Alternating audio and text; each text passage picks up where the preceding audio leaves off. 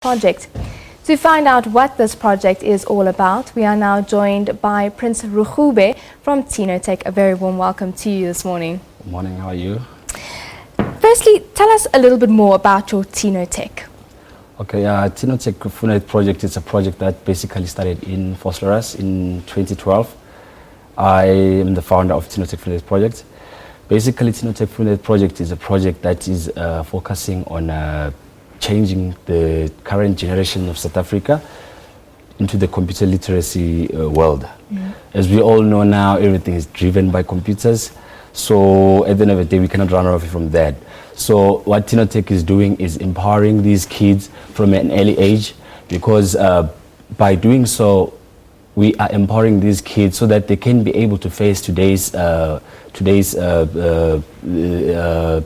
computer world. So but basically what Tino Tech is doing is we educating these kids to be able to use these computers. For example, we're teaching them on how to count, how to read. So there's quite a number of things. It's not only about computer literacy, but there's more to education about it. Yes. And what actually motivated you to go into the townships specifically to do this project? Okay, growing up in a township myself, I saw that it was a need, because I had a passion for IT. So having this passion for IT, I decided, no, why can't I pass this to the young generation as well? Because we did not get that in our time, but so it was best for me to pass it over to the new generation as well, and be able to have that generation that is computer literate. That's what drove me, basically. Now we're living in this world where some 2-year-olds will be able to use iPads, and parents are actually buying their children cell phones and iPads and all these kinds of technology devices from a young age. But what do you actually teach your 3-year-olds and your younger youth in your project? Okay, I'll tell you something. We have to teach these kids whilst they're young, and at the age of 2.5 to 3 years, that's a time when these kids have a spongy mind.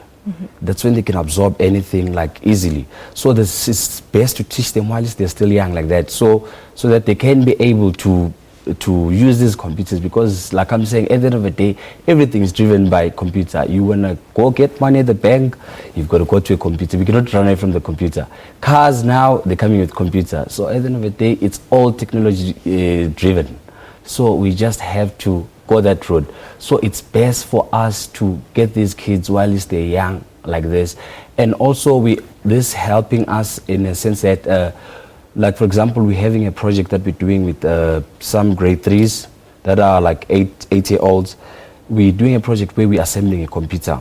So I mean, it's interesting, they're loving it, and we're trying to build that South Africa that is innovative, that can invent. Because at the end of the day, we don't want to be creating people who want to be looking for jobs.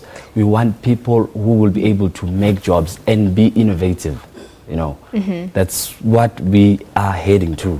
And another thing is, we want to see ourselves going even to deep into the rural areas. We really want those people to get to this computer world as well. Because if you go to the rural areas, there's this thing, there's people, most of them, they don't have the resources. They have to go into town to access a computer, to access the internet.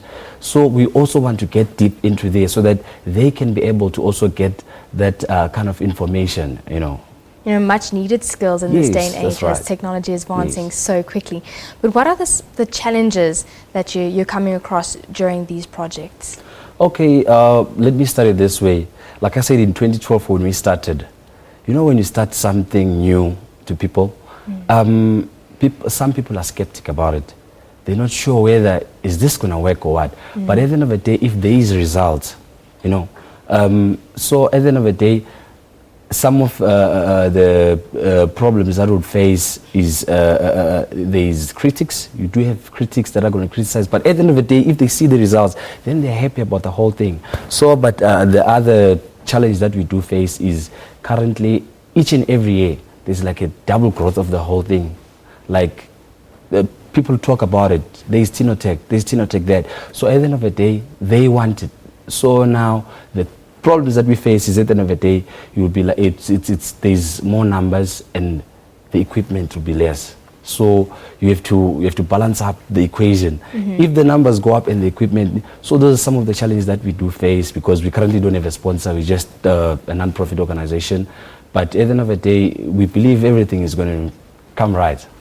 Yes. And just to clarify, are you going into the schools and setting up their computers for them, or is this a separate course kind of thing that you're doing on the side, where you're offering your services? Okay, what we do basically is currently we work mostly with ECDs, that is the creches, creches, preschools. So what we do with them is we go to those different creches, we set up our computers, laptops or tablets, and then that's what we use to actually teach the kids. Well, thank you so much. It's good to hear the good work that you are doing in the communities. That, of course, is Prince Rugube from Tino Tech, telling us about his youth project there. Well, moving on to some of the international news of the day. As news of the death of the Holocaust survivor and Nobel Peace Prize winner Elie Wiesel, tributes have been pouring in from around the world. The Jewish writer died on Saturday at the age of 87 in the US, where he lived and had been a citizen since the 1960s. He survived 2 concentration camps, and his first novel, Night, has been acclaimed as one of the most important books written about the Holocaust. Wiesel became famous after writing about his own experiences as a teenager in Nazi concentration camps. Elie Wiesel, the World War II death camp survivor who won a Nobel Peace Prize as an advocate for Holocaust victims, has died at the age of 87. Wiesel was an activist, writer, and professor who campaigned on issues as diverse as Cambodian refugees and genocide in Africa. He was orphaned by the Nazis and emerged from the liberated Buchenwald concentration camp at age 16. Years later, he accompanied President Obama on a visit to the camp. Thank you, Mr. President, for allowing me to come back to my father's grave, which is still in my heart. Wiesel was a staunch supporter of Israel and campaigned for Israeli and Jewish causes. He was criticized by advocates for Palestinian rights because of his support for Jewish settlements on occupied Palestinian land. In a statement on Saturday, Obama called Wiesel one of the great moral voices of our time. The Romanian-born Wiesel lived by the credo expressed in Night, his landmark story of the Holocaust, in which he said, "To forget the dead would be akin to killing them a second time." Bangladesh has started with its 2 days of national mourning following the deadly attack by the Islamic State militants on a cafe in the capital Dhaka. 20 hostages were killed, most of them foreigners. The army stormed the cafes on Saturday, killing 6 gunmen and rescuing 13 people. A family in India is mourning the death of 19-year-old Tarushi Jain, one of 20 hostages killed by militants in the Dhaka cafe siege. She was a student at an American university and was on an internship at a bank in the Bangladeshi capital. Her cousin says it was hard to accept that she's been killed. It's a senseless act, what's happened. Of course, you always read and hear and, of course, see such stories happening around the world. But, this menace, this now coming and hitting us directly, and, our family getting affected, this is something that, one could never imagine in the world. In Kolkata, dozens of protesters condemned the attack claimed by Islamic State. What is happening in Dhaka, what is happening in Paris, what is happening in Istanbul, what is happening in Karachi or Mumbai, etc. We demand ban all the fundamentalist organizations in all over the world. Friday night's siege was one of the most brazen attacks in Bangladesh's history and targeted a cafe popular with foreigners. At least 9 Italians, 7 Japanese and 1 American are among the dead. About 34,000 people marched through the streets of London to protest against the results of last week's Brexit referendum to leave the European Union. The results of the referendum has plunged Britain into political chaos.